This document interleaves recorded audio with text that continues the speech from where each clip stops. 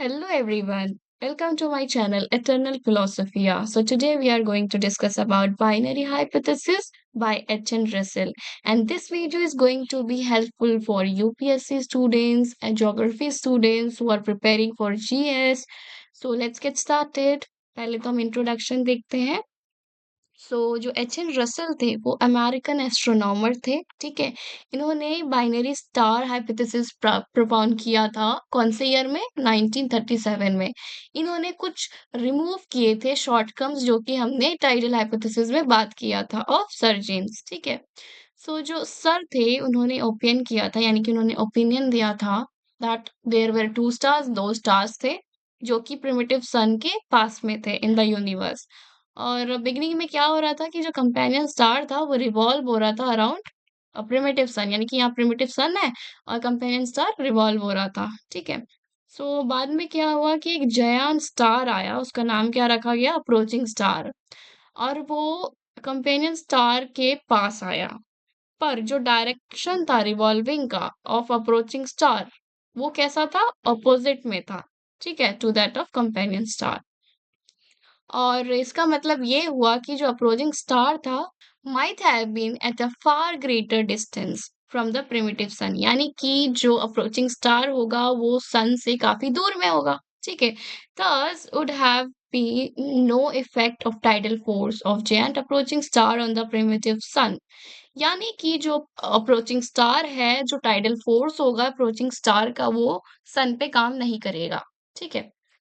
Where we were, या so but जो large amount of matter है ऑफ द कंपेनियन स्टार वो attract हो गया towards whom, towards this giant approaching star, because of what? Because of massive tidal force. यानी कि मैं आपको यहाँ समझाती हूँ। ठीक है।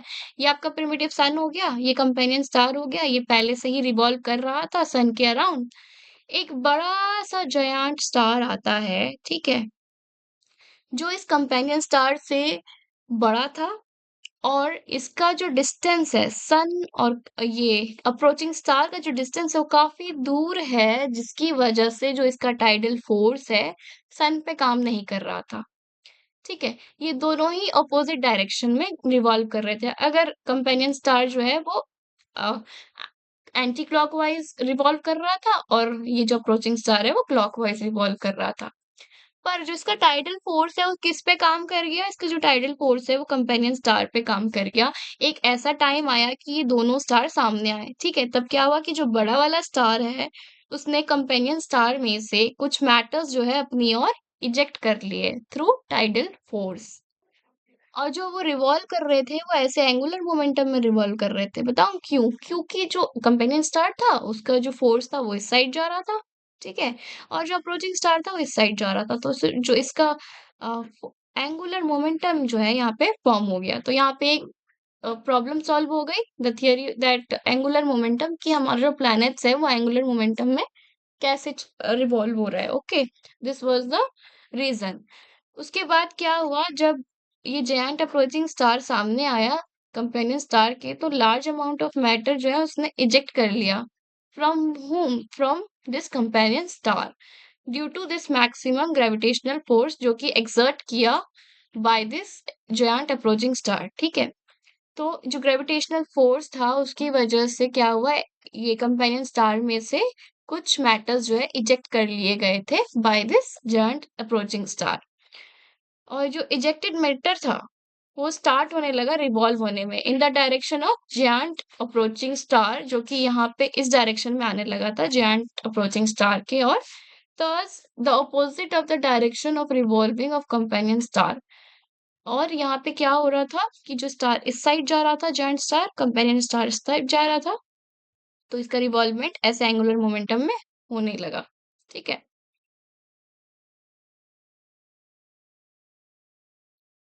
और लेटर ऑन क्या हुआ कि इससे प्लैनेट्स फॉर्म हुए from which this ejected material से।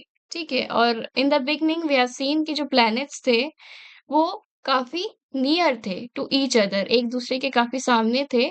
और उसकी वजह से क्या हुआ कि matter might have been ejected from these planets due to mutual attraction. Mutual attraction की वजह से क्या हुआ कि प्लैनेट्स में से कुछ मटेरियल्स जो है इजेक्ट हुए और वो क्या बन गए? सैटेलाइट्स बन गए।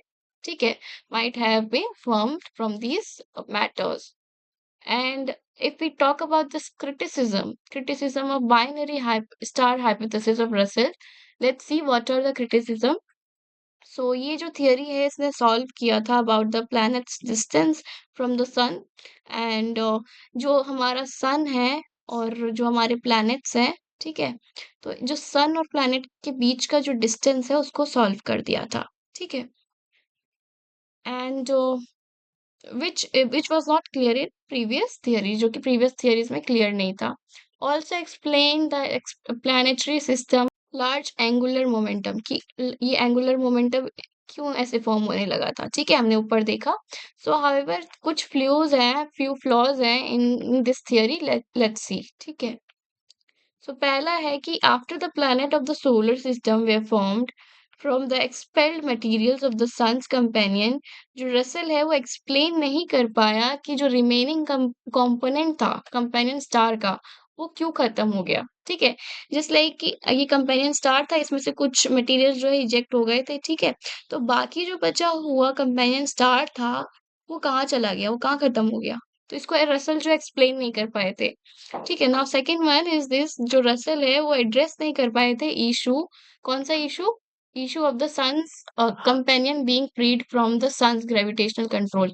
यानी कि जो यहाँ पे सन है, ठीक है, और ये जो है ये कंपेनियन स्टार है, तो जो सन का ग्रेविटेशनल कंट्रोल था वो कंपेनियन स्टार को क्यों नहीं कर पाया, यानी कि जो कंपेनियन स्टार था वो क्यों फ्री था सन के ग्रेविटेशनल कंट्रोल से, तो रसल इसको भी नहीं बता पाए.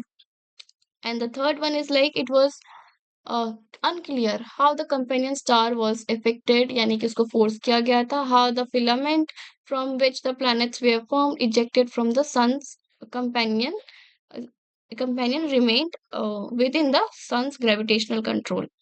यानी कि कहाँ बनाऊं, यहाँ पे बना देते हैं.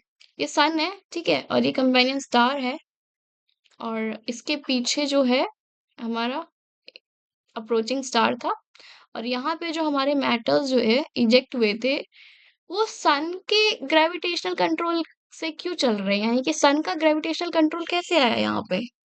This was the third criticism.